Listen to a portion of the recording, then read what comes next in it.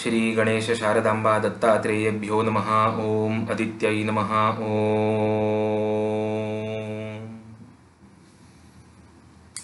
नमस्कार। मागील आठवड्यामध्ये वक्री शनी या विषयाबद्दल बोलताना मी ध्यानाबद्दल काही गोष्टी मांडल्या होत्या। मी कल्पनाही केली नव्हती इतक्या मोठ्या प्रमाणावर अनेक व्ह्युअर्सकडनं मला वेगवेगळ्या प्रकारचा प्रतिसाद ऐकायला मिळाला। एक अत्यंत आनंदाची बातमी आणि सुखावणारी बातमी ही आहे किंवा गोष्ट ही आहे की अनेक जणांनी नव्याने ध्यान सुरू केलं असं मला कळवलं आहे आणि कित्येकांचं ध्यान हे मध्येच थांबलं होतं तर त्यांनी थोडंसं मोटिवेशन घेऊन पुन्हा एकदा ध्यान रिझ्यूम केलेलं आहे।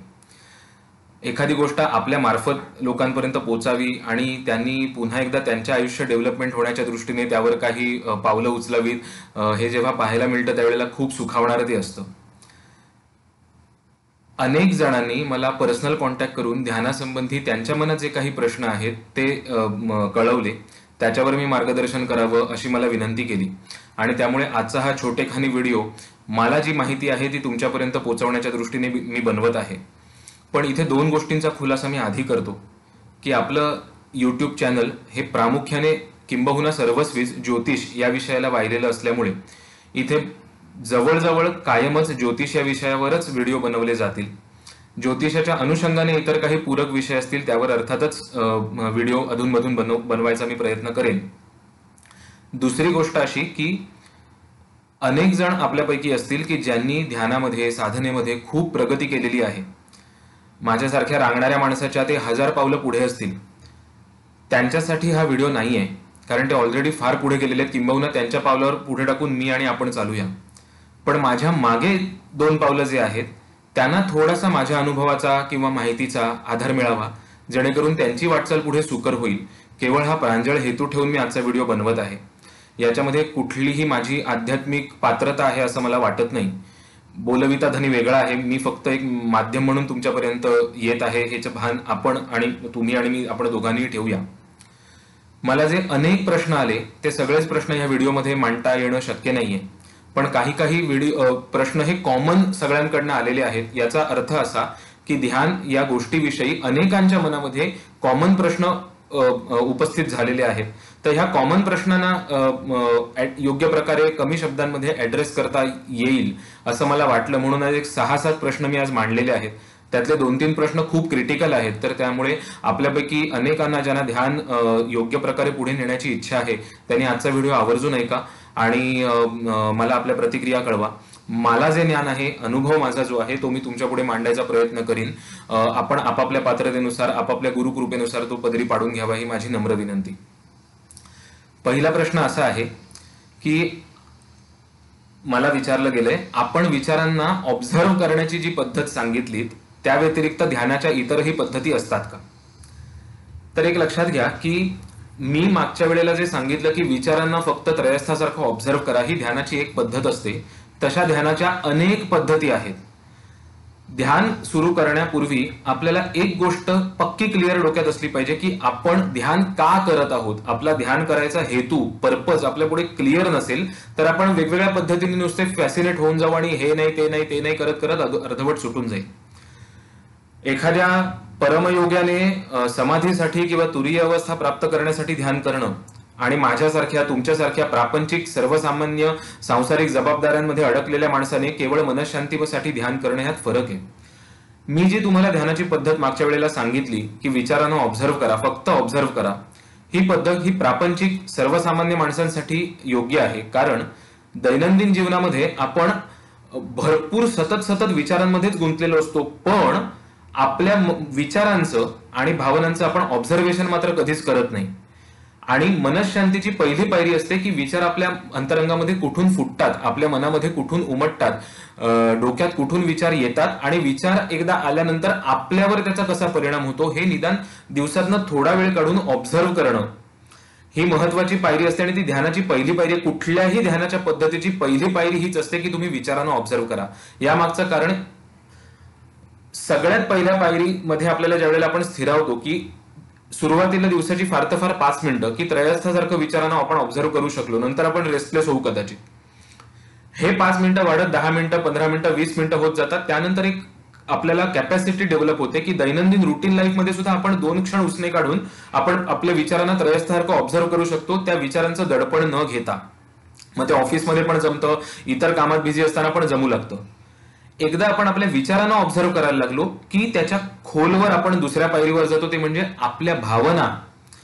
बरं वाटणाऱ्या, त्रासदायक वाटणाऱ्या विविध प्रकारच्या ज्या भावना असतात त्या भावना ऑब्झर्व्ह करायला आपल्याला जमू लागतं. आणि एकदा या भावना ऑब्झर्व्ह करायला आपल्याला जमू लागलं बराच काळ की त्याच्यानंतर खोल खोल खोल असा खाली खाली जात असतो. पण कुठल्याही ध्यानाची पहिली पायरी हीच असते की आधी विचारांना ऑब्झर्व्ह करा, कारण आपल्या अस्तित्वाचे 3 घटक प्रामुख्याने आहेत. कुठल्याही मानवी अस्तित्वाचे 3 घटक प्रामुख्याने आहेत. एक म्हणजे त्याचा देह, ज्याचं भान बऱ्याच वेळेला आपल्याला असतं, झोपेत किंवा कोमात गेल्यावर फक्त नसतं. दुसरं म्हणजे आपले विचार. दुर्दैवानं त्याचं भान आपल्याला नसतं, कारण डेली लाईफमध्ये आपण विचारांच्या गुंत्यामध्ये इतके गुरफटलेले असतो की एक्झॅक्टली ते विचार कशा पद्धतीने काम करतायत आणि ते आपल्यावर परिणाम कसं करतायत हे आपण ऑब्झर्व्ह करत नाही. आणि तिसरं आपलं अस्तित्व असतं ते म्हणजे भावनिक आपलं अस्तित्व.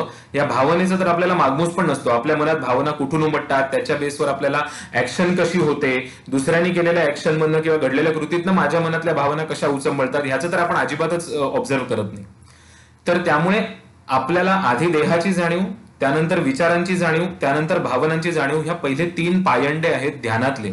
आणि त्यामुळे तुम्हाला जो मी मागच्या ह्याच्यात सांगितलं की शांत बसा, दीर्घ श्वसन करून सगळे चित्तवृत्ती आधी शांत होऊ देत आणि मग त्रयस्थासारखे मनामध्ये जे जे जे जे विचार येत आहेत ते ते ते ते ते तुमचे विचार नाहीच आहेत, ते काहीतरी पाण्यात जसे बुडबुडे वर येत आहेत तसे काहीतरी विचार वर येत आहेत. या पद्धतीने ते ऑब्झर्व्ह करा. त्या विचारांना चांगलं किंवा वाईट कुठलंच टॅगिंग लावू नका. ते जसे विचार येतील तसे निघून जातील. एकातनं दुसरा विचार फुटला तर त्याच्यावर ऑब्झर्व्ह करा, पण तुम्ही मुद्दामून विचार करत बसू नका, ते आपसूक येऊ देत. हे जे मी सांगितलं ती पहिली पायरी असते. हे झाल्यानंतर आपल्याला लक्षात येतं की कित्येक वेळेला आपण विचार आपसूक येतात आणि ते निसटून पण जातात. त्या विचारांचा आपल्यावर परिणाम कसा होतो, एखादा हवा हवासा विचार आला की आपल्यावर परिणाम कसा होतो, नकोसा विचार आला की आपण तो कसा रेस्ट्रिक्ट करायला बघतो, आणि मग त्यातून आणखीन नको नको ते विचार कसे येत जातात, मनावर दडपण कसं येतं, ह्या सगळ्याच आणि याच्यापेक्षा अनेक बाबींचं ऑब्झर्वेशन तुम्हाला कळत जातं. आणि निरीक्षणाने तुम्हाला पटू लागतं की ध्यान तुम्हाला कसं शांतवत चाललंय कालांतराने. त्यामुळे ती विचारांची ऑब्झर्व्ह करायची पद्धत सांगितली. दुसरा प्रश्न अतिशय महत्वाचा आहे, खूपच महत्वाचा आहे रादर, आणि तो वेगवेगळ्या शहरातल्या माणसांनी मला विचारले म्हणून मला खूप इंट्रिगिंग वाटला. तो मला विचारण्यात आलंय की आपण म्हणालात की विचारांना अस्तित्व नसतं, पण मी कर्मविपाक सिद्धांत वाचला आहे, त्यात वाचलंय की विचारांमधून कर्म घडतं, मग चांगल्या विचारांतून चांगलं कर्म घडतं आणि वाईट विचारांतून वाईट कर्म घडतं. मग तुमचं एकीकडे सांगणं की विचारांना अस्तित्व नसतं आणि दुसरीकडे विचारांमधून कर्म जर घडत असेल तर ह्यात साधर्म्य कसं साधायचं? अत्यंत योग्य प्रश्न आहे. आणि किंबहुना हा प्रश्न आला नसताना तर इतर प्रश्नांसाठी मी हा व्हिडिओ बनवला नसता कदाचित. एक लक्षात घ्या, आपल्याला एक गोष्ट सहसा सगळ्यांच्या लक्षात येत नाही, ती म्हणजे विचार येणं आणि विचार करणं ह्या 2 वेगळ्या बाबी आहेत. आपण म्हणजे माणूस हा प्राधान्याने भावनाधिष्ठित नाहीये इतर प्राण्यांसारखा. इतर प्राण्यांनाही सूक्ष्म पद्धतीने विचार येतात, पण त्यांना ते सुसूत्र भाषेत मांडता येत नाही. त्यांच्या इम्पल्सवर ते ऍक्शन करून बसतात, हे लक्षात घ्या. मानवाला कॉन्शियस किंवा विवेकबुद्धी जी दिलेली आहे आणि भाषेचा आधार जो दिलेला आहे, त्याच्या आधारे आपल्या अंतरंगात होणारी भावनांची चांगली वाईट वादळं आपण भाषेमध्ये मांडतो आणि आपल्या डोक्यामध्ये एक वाक्य तयार होतं सबकॉन्शियसली. आणि विचारशक्ती हीच तर मानवाला दिलेली सगळ्यात जास्त मोठी देणगी आहे. ती विचारशक्ती आहे म्हणून एवढं आधुनिक प्रगती करू शकला माणूस, मग ती आध्यात्मिक असो वा मटेरियलिस्टिक सायन्स मधली असो. पण विचार करणं आणि विचार येणं यातला मूलभूत फरक जर आपण समजून घेतला की तुम्हाला लक्षात येईल की आपले विचारच आपल्याला कसे घातक ठरू शकतात जर ते नीट कंट्रोल नाही करता आले तर. उदाहरण देतो. तुम्ही रस्त्याने चाललेला आहात, जॉगिंग करताय, नुसते चाललाय समजा, आणि अचानक एखादा 4 व्हीलर वाला जोरात कट मारून तुम्हाला जातो की जणू काही तो तुम्हाला धडकणारच होता. पटकन आधी तुम्ही बावचळता म्हणा, घाबरता म्हणा, सरप्राईज होता म्हणा, आणि मनात पटकन विचार येतो असा काय चालवतोय किंवा किती फास्ट चाललाय, लक्ष नाही का? हे झालं फॅक्ट. कारण तुम्ही सबकॉन्शियसली ऑटोमॅटिकली आलेला विचार आहे. इथे तुम्ही विचार केलेला नाहीये जाणीवपूर्वक, नेणीवपूर्वक तो तुमच्या मनामध्ये आलेला आहे. पण ह्याच्या पुढे तुम्ही काय करता? तुम्ही म्हणजे तुम्ही नाही, बरेच जण इतका जोरात चालवतोय, इतका निग्लिजिबल चालू आहे तो, पुढे जाऊन ऍक्सिडेंटच झाला पाहिजे, हा विचार करणं म्हणतात याला. आधीचा जो आला तो आपसूक आलेला विचार, त्यावर तुमचा कंट्रोल नाहीये. नंतर जी झाली ती तुमची जाणीवपूर्वक कृती झालेली आहे, हे लक्षात घ्या. अशा अनेक घटना असतात की एखादी गोष्ट आपल्याला पाहिल्यानंतर आपल्या मनात विचारांचं पहिलं, आपण म्हणतो की पहिलं बिंब उमटतं, पण त्याच्यानंतर आपण त्याच्यावर विचार करत जातो. हे जे ऍडिशनल विचार करत जातो त्यातून कर्म घडतं. जे जे नैसर्गिक आहे ना त्यातनं कर्म घडत नाही, हे लक्षात घ्या तुम्ही. असं असतं तर एखाद्या प्राण्याने दुसऱ्या प्राण्याला जो नैसर्गिक, आता वाघाने बकरीला खाणं हे वाघाच्या दृष्टीने, अरे त्याचं त्या निसर्गाने दिलेलं आहे, त्याच्या दृष्टीने ती हिंसा नाहीये, हे लक्षात घ्या. त्यामुळे त्याला त्या कर्माचा दोष लागत नाही. त्या पद्धतीनं नॅचरली जर मानवाला विचारशक्ती दिलेली आहे तर विचार स्फुरणं ह्याला दोष लागत नाही. पण जाणीवपूर्वक जे आपण विचार करतो त्यातनं चांगली किंवा वाईट कर्म घडत असतात. म्हणून ध्यानाचा फायदा हाच होतो ना की आपल्याला विचार स्फुरतायत की आपण त्याच्यावर जाणीवपूर्वक विचार करतो, याचा अवेअरनेस डेव्हलप होत जातो. आणि जेव्हा जेव्हा मग आपल्याला दैनंदिन जीवनामध्ये लक्षात येतं की नाही, हे me something I am speculating, मी हा विचार करतोय, हे माझं इमॅजिनेशन आहे, किंवा हे विचारातनं विचार मी आणखीन पुढे पुढे नेतोय आणि ते चुकीचे आहेत, हे ज्यावेळेला अवेअर लवकर लवकर व्हायला लागतं आणि तुम्ही विचार करणं थांबवता आणि यानेही मनशांती मिळते, हे लक्षात घ्या. कारण आपल्या नॉर्मल जीवनामध्ये नॉर्मल माणसाला हे लक्षातच येत नाही की तो एकातनं दुसरा, दुसऱ्यातनं तिसरा किती विचार करत जातो. साधी गोष्ट लक्षात घ्या ना की तुमच्या पुढे एखादी अतिशय सुंदर मोहक वस्तू आली की पटकन वाटेल तुम्हाला, अरे वा किती किती सुंदर आहे, मनात पण येईल कदाचित तुमच्या. दुसरा विचार कदाचित तुम्हाला वाटेल, अरे ही माझ्याकडे आली तर. ह्यातनं पुढचे विचार तुम्ही करत जाता, अरे मग मी काय करू, मग ती मी मिळवू शकतो. मग त्यातनं तुम्ही चांगल्या दिशेने गेलात की मी कष्ट घेईन, मी हे करेन ते करेन, तर गोष्ट वेगळी. पण मी एक काम करतो, मी त्याचा खून करतो, नाहीतर मी ती चोरतो, हे विचार तुम्ही आले की ते वाईट कर्म झालं. त्यामुळे जे जे आपण विचार डेलिबरेटली करतो त्यातून चांगलं किंवा वाईट कर्म घडतं, हे लक्षात घ्या. आणि म्हणून नॅचरली जे विचार स्फुरतात त्यातून कर्म घडत नाही, तर जाणीवपूर्वक केलेले जे विचार असतात त्यातून कर्म घडतं. कारण विचार हे तसं बघायला गेलं तर लेटंट आहेत, त्यांच्यामध्ये पोटेन्सी नाही. पण विचार हे व्यक्तीवर परिणाम करत असल्यामुळे जाणीवपूर्वक केलेले व्यक्तीकडनं कृती तशी घडते. व्यक्तीकडनं कृती घडवण्यासाठी उद्युक्त करतात. एखादा विचार जर सतत सतत व्यक्ती करत राहिली तर. म्हणून तर संकल्प करायला सांगितलेलं आहे ना. रॉन्डा बायरनचं द सिक्रेट फेमस त्याचसाठी झालं ना की सतत तुम्ही विचार करा अशा पद्धतीने की ती गोष्ट तुमच्याकडे आहे, तुम्हाला मिळेल, वगैरे वगैरे वगैरे. सांगायचा मुद्दा काय की विचार ऑटोमॅटिक आले तर ते चांगले असोत किंवा वाईट असोत, ते आपल्या भावनिक गरजांमधनं उमटलेले असतात. जे त्यांचं पहिलं प्रतिबिंबीचं असतं ते, त्यांना चांगलं किंवा वाईट टॅग लावायचा नसतो, कारण ते आपसूक आलेले असतात, तुमचा कंट्रोल नाहीये त्याच्यावर. ध्यान करताना ज्यावेळेला आपण विचार ऑब्झर्व्ह करतो तेव्हा केअरफुल हेच राहायचं असतं, अवेअर हेच राहायचं असतं की मी त्या विचारांवर आणखीन विचार करणार नाही. त्यातून एखादा विचार आपसूक फुटला तर तो जाऊ दे. मग लक्षात येतं, अरे वाटेल त्या दिशेने विचार जात आहेत, एकाची दुसऱ्याला काही सांगड नाहीये, पण ते आपसूक होत आहे. यातून तर आपल्याला आपल्या विचारांची जडणघडण, बैठक कशी हे उमगत जातं. आय होप मी क्लिअर केलाय तुमचा डाऊट. पुढचाही एक महत्वाचे, पुढचे तीनही प्रश्न प्रोसिजरल महत्वाचे आहेत की ध्यान सुरू केलं पण 5 मिनिटांहून अधिक होत नाही, रोजच ध्यान लागतं असंही नाही, तर हे योग्य आहे की अयोग्य आहे? इंग्लिशमध्ये एक म्हण आहे, गार्बेज इन गार्बेज आउट.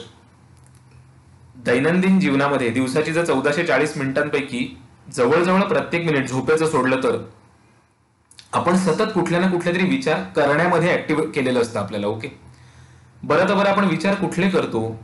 ते सुद्धा तेच करतो जिथे आपल्या पंचेंद्रियांची ओढ असते. काहीतरी डोळ्यांना चांगलं बघायचं असतं, कानांना ऐकायचं असतं, तोंडाला चव हवी असते, हाताला स्पर्श हवा असतो, काहीतरी आपल्याला प्लेजरेबल हवं असतं. याचाच अर्थ प्रपंचाशी म्हणजे इंद्रियांशी संबंधितच विचार आपले 99% किंवा मी म्हणेन 100% वेळेला चाललेले असतात, कारण आपल्याला इंद्रियांची मर्यादा आहे, बंधन आहेत. ओके, जर आपण आपल्या विचारांना दिवसभर वाटेल तसं भरकटू दिलेलं आहे आणि ध्यानाच्या वेळेला मात्र आपण एक्सपेक्ट करतो मनाला की बाबा रे नाही, आता 5 मिनिटं माझं ध्यान लागलं पाहिजे आणि मला शांत वाटलं पाहिजे, तर तसं होणार नाही. जे सतत सतत आपण डोक्यामध्ये फीड करतो तेच त्यावेळेला बाहेर येणार आहे, उलट रादर त्यावेळेला ते जास्त बाहेर येणार आहे. हे लक्षात घ्या. आणि संतांनी नामस्मरण करायला का सांगितलंय? नामस्मरण करायला ह्याचसाठी सांगितलंय की जेव्हा जेव्हा तुम्हाला वेळ मिळेल तेव्हा तेव्हा तुम्ही त्या आदर्शाचं नामस्मरण करा, याचसाठी की तुमची इंद्रियांची ओढ ऑटोमॅटिकली कमी होत जाईल. की मला अमुक एक बघायचंय, अमुक एक काहीतरी पण नको, मी आता बसतो, मी मन डोळे बंद करतो आणि शांतपणे नामस्मरण करतो, ऑटोमॅटिकली तुमचं लक्ष एकाग्र होतं नामस्मरणावर, नामावर, त्या देवतेच्या गुणांवर. म्हणूनच नामस्मरणाचा फायदा हा होतो ना की मग ध्यान पण चांगलं लागतं. आणि त्यामुळे सुरुवातीला 5 मिनिटात काय, मी म्हणेन 3-4 मिनिटं सुद्धा ध्यान लागणार नाही कदाचित. पण ध्यानाची सगळ्यात मोठी मेख ही आहे ना की जसा नामाचा नेम धरायचा असतो, नेम घ्यायचा असतो की नाही मी काही झालं तरी करणार, लक्षात आलं की मी सुरू करणार, त्या पद्धतीने दिवसातनं मी एकदा तरी ध्यान करणारच ही खुणगाठ मनाशी बांधायची असते. त्याचा फायदा काय होतो ते तुम्हाला सांगतो. आपली प्रोसिजर ध्यानाची ही आहे की आपण विचारांकडे लक्ष केंद्रित करतो, याचा अर्थ फक्त ऑब्झर्व करतो, बरोबर. एकदा विचार कसे फुटतात हे कळलं ना की ते किती निरर्थक आहेत ना हेही लक्षात येत जातं आपल्याला, ते पुढे पुढे तुम्हाला कळेल. त्यानंतर आपण भावनिक पातळीवर जातो की भावना आपल्या कशा खेळ मांडतात, ही पुढची पायरी आहे. ही नुसती बोलून शब्दाने किंवा तर्काने कळणाऱ्यातली नाही, हा अनुभव घ्यावा लागतो. ओके, एकदा आपण हे असं करायला लागलो की मग आपल्या लक्षात येतं की आपण आता 5 मिनिटं विचारांवर लक्ष केंद्रित करू शकतोय, ते 10 मिनिटं झालेत, ते 20 मिनिटं झालेत, ते 25 मिनिटं आलेत, करत करत करत तो कालावधी वाढतो आणि नंतर विचार आपल्या कंट्रोलमध्ये येतात. विचार कंट्रोलमध्ये येतात याचा अर्थ काय की विचार फुटतच असतात मनामध्ये, पण त्या विचारांनी आपल्याला त्रास कसा करून घ्यायचा नाही हे आपल्याला शिकायला मिळतं. तुमच्यापैकी कोरोना काळात जे क्वारंटाईन झाले असतील एकटे आयसोलेशन मध्ये, त्यांना लक्षात आलेलं असेल की कोणी नाहीये आजूबाजूला, सगळीकडे नीरव शांतता आहे कदाचित, पण तुम्हाला त्या काळात डिप्रेस कोणी केलं, सॅड कोणी केलं, ॲगोनाइज्ड कोणी केलं, मे बी नॉस्टॅल्जिक कोणी केलं, तर तुमच्या विचारांनी केलं. एकदा नॉस्टॅल्जिक विचार आला, कुठली तरी विरहाची आठवण आली, कुठलं तरी वियोगाची आठवण आली, त्यांनी तुम्हाला खंत वाटली, पण त्या भावनेवर तुम्ही राहिला नाही, त्यातनं तुम्ही आणखीन त्याच्यावर विचार करत बसतात आणि ती भावना अधिक हायलाईट करत बसतात, जेणेकरून अधिक खंत वाटत गेली, अधिक विरह वाटत गेला, अधिक दुःख वाटत गेलं.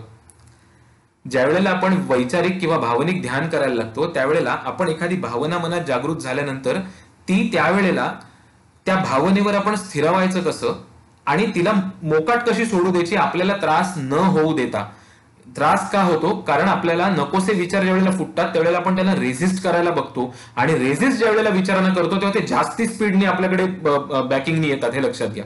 आणि म्हणून विचारांना रेझिस्ट न करणं, त्यांना वाटेल तसं वाहवत जाऊ देणं, त्यांना न रोखता हे ज्या वेळेला जमायला लागतं त्यावेळेला आपल्याला ध्यान हे 5चं 10 मिनिटं, 10चं 15 मिनिटं, 15चं 20 मिनिटं आपसुकच व्हायला लागतं, आणि मग दिवसातल्या कुठल्याही वेळेला ते तुम्हाला जमू शकतं. दुसरी एक महत्वाची गोष्ट अशी की एक तुम्ही समजा ठरवलं की मी ध्यान करणारच आहे डेली, काही झालं तरी, वेळ कदाचित नाही पाळणार पण मी ध्यान करणार आहे, सकाळी दुपारी संध्याकाळी कधी ना कधीतरी झोपायच्या आधी करणारच आहे. आज असं असेल की कदाचित तुम्ही एकदम आनंदी मूडमधनं ध्यानाला बसलेला असाल, उद्या कदाचित असं असेल की कदाचित खूप दुःखी मूडमधनं तुम्ही ध्यानाला बसलेला असाल, परवा कदाचित तुम्ही अतिशय रागातनं भांडण झालेलं असेल नवऱ्याशी, बायकोशी, कोणाशी तरी, आणि त्यातनं तुम्ही ध्यानाला बसलेला असाल. ह्या वेगवेगळ्या मूड्स मधनं येऊन सुद्धा जर मी ध्यानाला बसलो तर माझ्या अंतरंगामध्ये काय वादळं त्यावेळेला उमटतात ह्याचा आपल्याला सराव होतो.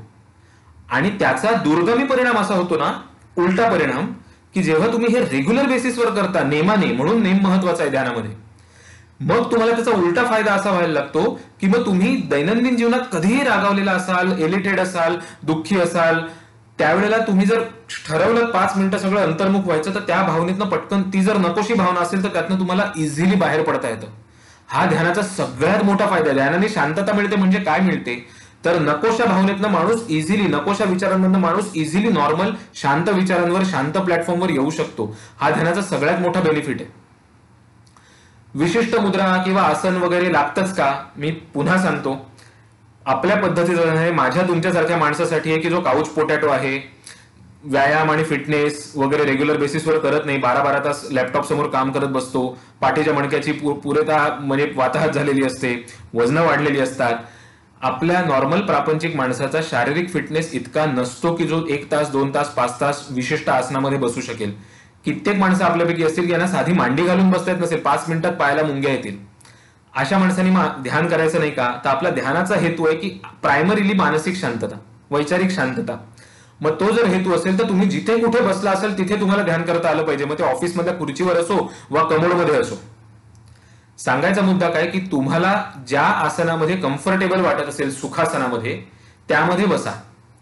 नॉर्मल ह्याच्यामध्ये आपल्या विशेषतः शहरी जीवनशैलीमध्ये शरीर प्रकृती एक्झॅक्टली फिट ठेवणं हे डिफिकल्ट आहे. वास्तविक पतंजलीनी जर तुम्ही योगसूत्र अभ्यासलीत तर पतंजलीनी यम नियम आसन हे परफेक्ट झाल्यानंतर प्राणायामाकडे जायला सांगितलेलं आहे. आपण काय करतो, आज डायरेक्ट एखादा कोर्स लावला नाही तर स्वतःहूनच सुओ मोठू चालू केलं, डायरेक्ट करायला लागलो प्राणायाम, 5 मिनिटं बसलो आणि पायाला यायला लागल्या मुंग्या, ध्यान गेलं तेल लावत, अशी परिस्थिती आपली होते. त्यामुळे ना उगाच हा अट्टाहास शरीराला त्रास, शिवाय जर एखाद्याला पद्मासन घालून बसणं जमलंच नाही, एखादी मुद्रा अशी करून बसणं जमलंच नाही आणि तिथे डिस्कम्फर्ट निर्माण झाला तर सगळं लक्ष ध्यानापेक्षा त्या डिस्कम्फर्टवर जाईल, हे लक्षात घ्या. म्हणून मी म्हणेन सुरुवातीला तुम्हाला झोपून करायला जमलं तरी चालेल, तुम्ही झोपून ध्यान करा, पण ध्यान करा. उलट त्याचा फायदा असा होईल, झोप चांगली लागते. तुम्ही अनुभव घेऊन बघा, रात्री झोपताना ध्यान करा, खूप छान झोप लागते, क्विकली लागते. उगाच ते मोबाईलवर डोळे दुखेपर्यंत वगैरे ते स्क्रोलिंग करत बसण्यात काही पॉईंट नाहीये. ध्यान करा, इमिजिएटली झोप लागेल. तो बाकी काही नाही तर बेअर मिनिमम हा फायदा तर होईलच होईल, लक्षात घ्या. विशिष्ट वेळ पाळायला हवी का, तर आयडियली ध्यान म्हणजे योग आहे आणि तो 24 तास व्हायला पाहिजे आयडियली, जो आपल्याला शक्य नाही. म्हणून नेम धरायचं तर वेळ पाळा, कारण म्हणजे ती वेळ झाली की आपल्या लक्षात येत नाही, ही 5 मिनिटं मी ध्यानासाठी काढणारच आहे. मला बरं वाटलं तर तुम्ही 5 ते 10 मिनिटं व्हॉलेंटरीली करणार, हे लक्षात घ्या, पण मी काढणारच आहे. पण ज्यांना असा वेळ शक्य नाहीये त्यांनी वेळ मिळेल तेव्हा करा ध्यान, काही प्रॉब्लेम नाही. सकाळी उठताना करा, कमोडमध्ये करा, देवापुढे उभं राहताना करा, रात्री झोपताना करा, वाटेल त्या वेळेला ध्यान करा, पण ध्यान करा. ध्यान करा हे एकमेव डोक्यात ठेवा. बाकी वेळ काळ दिवसात 10 वेळा करा, काही प्रॉब्लेम नाही. 5-5, 6-6 वेळा केलं तर तुम्हालाच कळेल बीपी तुमचं किती नॉर्मल येईल ते. आणि एक शेवटचा प्रश्न की ध्यान नाही जमलं तरी मनशांतीसाठी सायंटिफिकली काही करू शकतो का, हा प्रश्न जरा थोडासा हसायला आलं, पण तो बऱ्याच जणांच्या मनात असेल. की सगळ्यात एक महत्वाचं घ्या, ध्यानाचा आपल्या परंपरेशी संबंध आहे, याचा अर्थ ते सायंटिफिक नाही अशातला भाग नाहीये. तुम्ही अनेक सायंटिफिक पेपर्स वाचा जे मेडिटेशन योगा रिलेटेड, पण मेडिकल इन्स्टिट्यूट्सनी त्याच्यावर रिसर्च केलेला आहे. ध्यानाचे तुम्हाला सायंटिफिक कसे परिणाम होतात तुमच्या बॉडीवर, हॅपी हॉर्मोन्स कसे सिक्रेट होतात ध्यान केल्यानंतर, हे तुम्हाला कळेल. ध्यान मनशांतीसाठी जर काही करायचं असेल किंवा नाही दैनंदिन जीवनात मला नाहीच वेळच नाहीये बा, पण मी काय करू शकतो. ओके, सिंपल तुम्हाला एक सिंपल टेक्निक सांगतो आणि कमालीची इफेक्टिव्ह टेक्निक सांगतो. एक लक्षात घ्या, तुमचा श्वास हे तुमचं सर्वस्व आहे, पक्क लक्षात ठेवा. तुमच्या अंगात येणारी प्राणशक्ती, विश्वात येणारी प्राणशक्ती ही श्वासावाटे तुमच्या अंगामध्ये जाते, हे लक्षात घ्या. जेव्हा केव्हा वाटेल ना, मोबाईलवर ना हल्ली अलार्मची सोय चांगली झालेली आहे. दिवसातनं 5 अलार्म लावून ठेवायचे. सकाळी 8चा, दुपारी 10चा, दुपारी 12चा, 4चा, 6चा, 8चा, जे काय असेल ते. ध्यान किंवा दीर्घ श्वसन.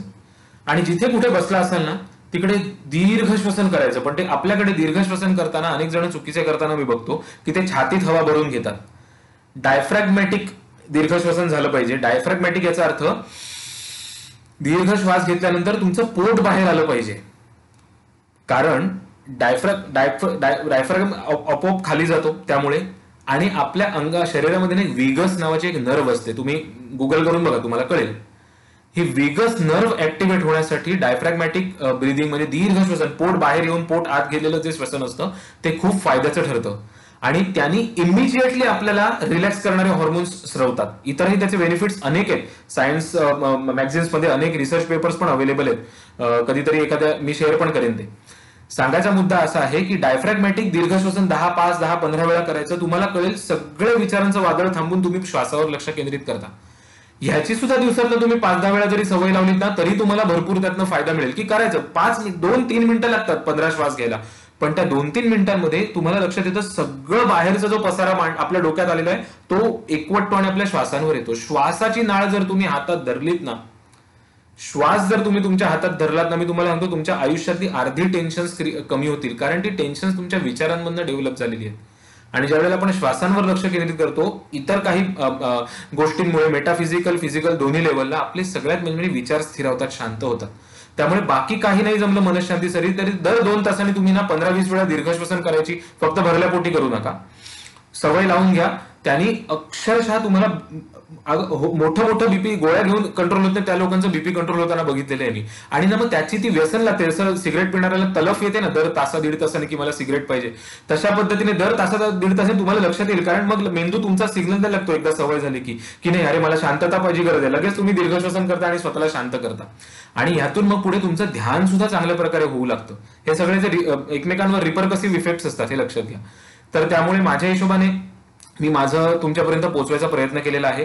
मी काही फार मोठी अधिकारी व्यक्ती हा याच्यातला भाग नाहीये, पण ज्या कोणी ध्यान सुरू केलेलं आहे त्यांना मिसकन्सेप्शन्स असतील, शंका असतील तर त्या दूर व्हावा असा माझा प्रामाणिक प्रयत्न आहे. काही चूकभूल झाली असेल, उणं राहिलं असेल तर मला क्षमा करा. आणि तुमच्या ध्यानासाठी ऑल दी बेस्ट. पण जायच्या आधी एकच सल्ला, वाटेल ते झालं तरी चालेल, दुनिया इकडची तिकडे झाली तरी चालेल, पण दररोज थोडा वेळ ध्यानासाठी काढा. पुढे जाऊन आयुष्यात तुम्ही मागे वळून बघताना तुम्हाला बेनिफिट्स काय ते तुमचं तुम्हालाच लक्षात येईल. ते काही व्हॅलिडेट करायची गरज लागणार नाही. नमस्कार.